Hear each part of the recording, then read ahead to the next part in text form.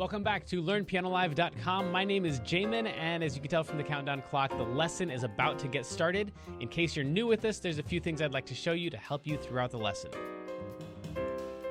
Okay, so if I've said it once, I've said it a million times. Everybody sounds bad when they're practicing. That's because practicing is trying things we can't do yet. And when we try things we can't do yet, we can't do them yet. And it's going to sound like we can't do them yet, but that's only because we can't do them yet. That's exactly what we're here to do. About the time that you can do that, it's time to move on and practice something else. So all practice is going to sound bad, mostly. So I guess I'm just going to show you that today, that when I practice, it sounds bad. It's not going to be as much teaching as it is me trying to take all the concepts we've been talking about for the last several weeks on this song and trying to apply them. I will say there's a little bit of cheating going on because I'm going to be playing mostly stuff that I've heard other people do before or concepts that I think that I've used in the past. So this is all stuff that I've kind of already pre-practiced, but I haven't planned out what I'm going to play yet. You'll see me work through all that stuff. It's going to sound absolutely wretched. About the time that it sounds good, we're going to end the lesson, and you're just going to watch the progression straight through. So for all the haters out there who love to comment and point out all the stuff that I mess up, or if you just like watching me fail, this one's for you.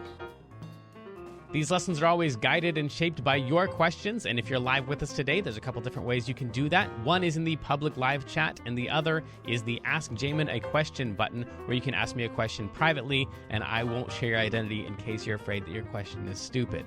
But it's not. If you're in the archives, though, then just open up the survey. At the end of that, there's a place where you can ask your question. I will say I frequently get questions from students in the archives watching a lesson from 6 months ago, and I have no idea what they're talking about. So please try to be as specific as possible. If you're watching this at LearnPianoLive.com, there should be a PDF and an MP3 button right next to this video. The PDF will often have additional video links inside so you can get more in-depth instruction on each of the topics. And if you're the kind of person who likes to print out the PDF so you can make the same notes on your physical version as I'm making during the lesson, now would be the time to do that. The MP3 is just a play-along track so you can practice more after the lesson. In traditional lessons, a teacher is going to actually present some new concept for maybe 5 or 10 minutes every couple weeks. The rest of the time is going to be spent applying and refining those concepts. Well, here I'm spouting off hours of new information every week, so it's totally unreasonable to expect you to actually absorb all of that. Instead, the goal of these live lessons is for you to find some little nugget of something that makes sense but is a bit of a challenge, and for you to go practice it, because practice is where all the improvement's going to happen. So don't feel bad if you have to leave the live lesson when you find that little thing that you're going to practice. And of course, if I'm going too fast, you can always rewind the live lessons or replay in the archives as much as you want. If these live lessons start feeling random or meandering, it's because they are, on purpose. So if you're the kind of person who wants classical training with a step-by-step method, then you're going to want to check out Kloppel Academy on the website. It's included in your live lesson subscription, so you can do both or either. And the upper levels are seriously hard work, but it's going to take you all the way from ground zero all the way up to being ready to enter any major music college as a piano major in classical or jazz. And thankfully, I think that's about all we need to cover before the lesson. So if you'd stick around afterwards and fill out the survey, I would love your feedback. But for now, let's have some fun and make some music.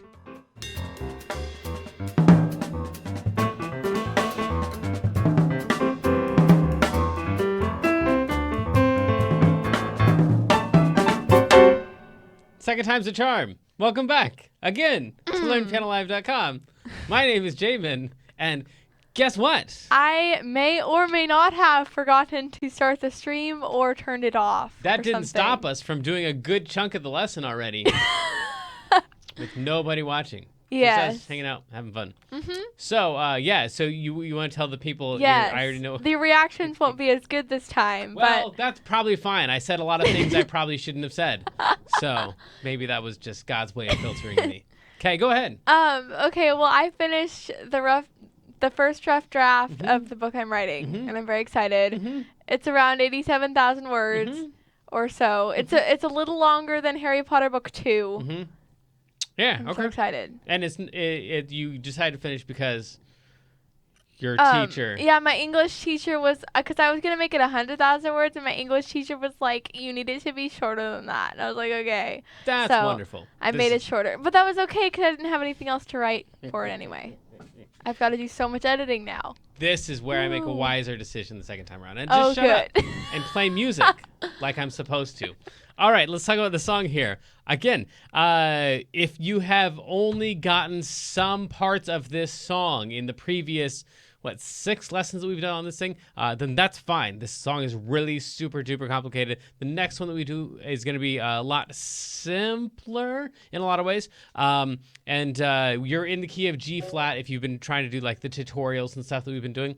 Great. You can already probably play a good chunk of the melody if you've spent much time practicing. If you haven't spent much time practicing, but you've watched all the lessons, you can't play anything because it's going to actually take the practice time. So just watching and understanding is not actually going to make you better. So if you go to play the song, you're like, yeah, I've watched all of his lessons on it, and you go to play it and you're like, I guess piano just isn't for me, then maybe it's just because you haven't spent enough time practicing actually playing the notes and messing up enough yet. Okay, so that said, let's talk about the notes here. We've got just the first thing you should do in a cover is make sure that you can play the melody. So hopefully you've, again, already got that covered. Kendra, you want to hit the track for me? This is what we have for a track. Wait, this is the wrong. It should still have the track on it. Really? Yeah. Got a thing, but some don't know how to handle it. Always reaching out.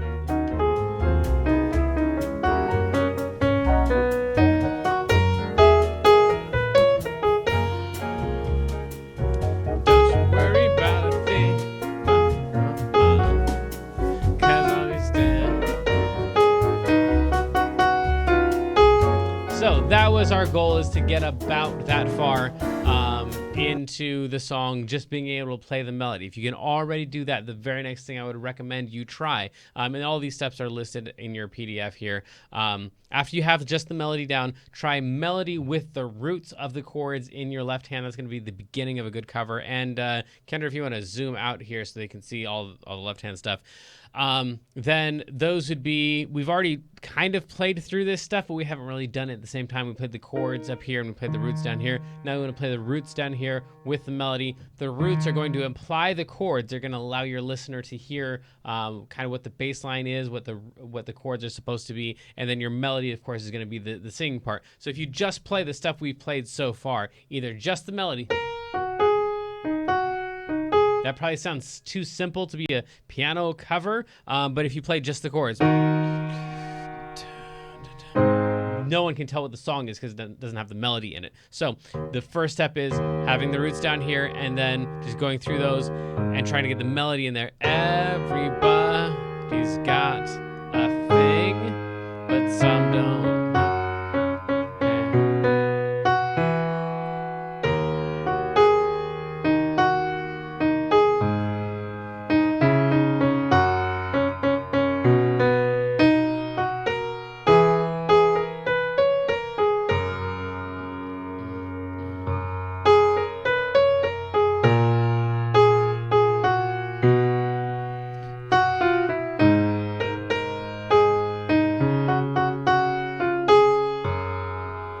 And if you can do that much, you are well on your way. The next thing you would do after that, again, that's going to take a lot of practice to get that much down. If you're still struggling with the melody, throwing this in, it's not, you got to think of it like as a multiplier instead of addition. It's not like one note plus one note is like twice the stuff to think about, or twice as hard. It's like 10 times as hard when you add in one more thing. So you're going to take a look at what's on the page or what your goals are and think that you can get a lot more done than your hands are actually ready for. It's really your brain is ready for. Your hands are ready to do pretty much anything, but trying to if you could play the melody with, let's say 90% or 95% capacity, then once you throw in this thing, even if it's another 20% capacity of your brain power, that throws you over 100%. So the whole thing's going to crumble and fall apart. So it's going to feel like, what? Now I can't even do that thing I was doing before. Now I'm getting worse. How is that possible?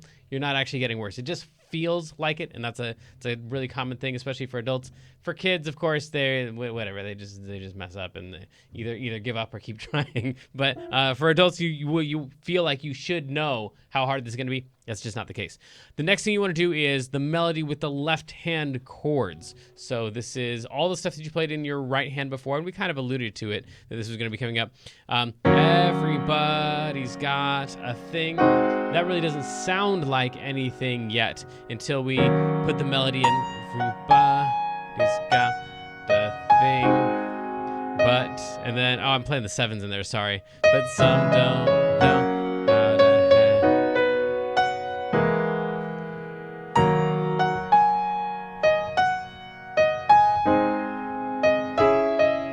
I lost my place.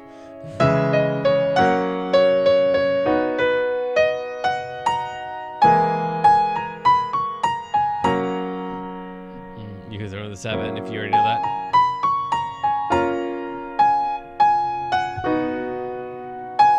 Yes, I'll be steady. And then for a B over C, you could either like play this B in a first inversion over a C sharp, like that, or just play those notes of it, or you could play the B and then play the C sharp down there, or if you want to, you just play a C, or just play a B. It's C sharp, sorry, or just play a B. When you check it out. So that right there, I mean, I think if you played that for most people, that would sound pretty impressive. Let me just play it the way that you would play it once it's practiced up.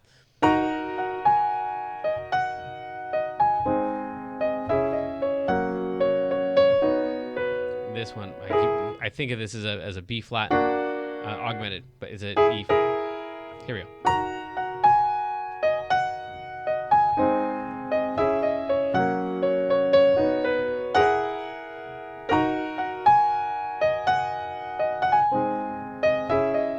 I gotta pay attention.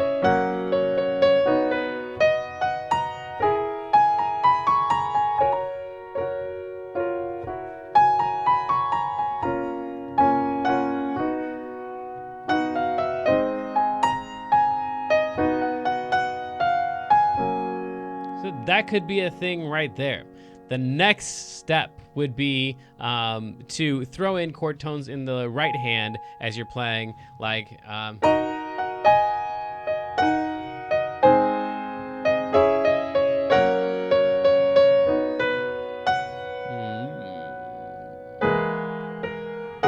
something like that. But because that takes so much more brain power, what I usually recommend is at the point that you feel like you want to add in chord tones in the right hand, take them out of the left hand, so that's going to free up a little bit of brain space for you. So just go back to the roots only, even though you practiced playing the chords in the left hand, play just the roots down here, and that way you can add in chord tones here. That would sound something like...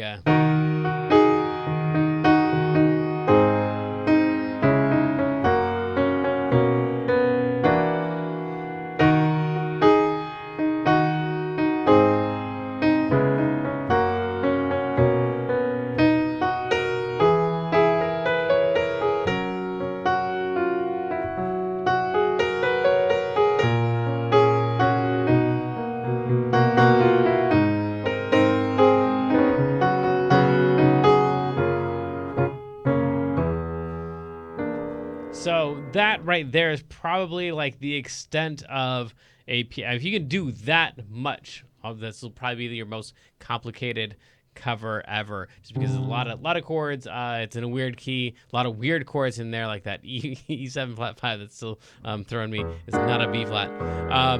So there's just a lot in there to cover, but we're going to move on in the intermediate and the advanced versions to show you what I would recommend doing after you can do all that, if there is an after you can do all that. It's a lot of practice, but first I want to show you a student submission of the solo from... Kendra, have you ever seen Groundhog Day? Yes. Okay, so there's that part at the very, very end where he's playing that piano solo. So this is a dude playing the piano solo from that thing. It is a blues, which is why this person sent it to me, because it follows the Clapple Academy level 3 or 4. I forget if it's 3 or 4. Stuff where you're doing, I think it's 3, where you're writing your first, thanks for that, where you're writing your own blues. And so this would be an example of all of the stuff that we talk about in that blues stuff for Clapple Academy level 3. But check this out before we move up to the intermediate version. Thanks.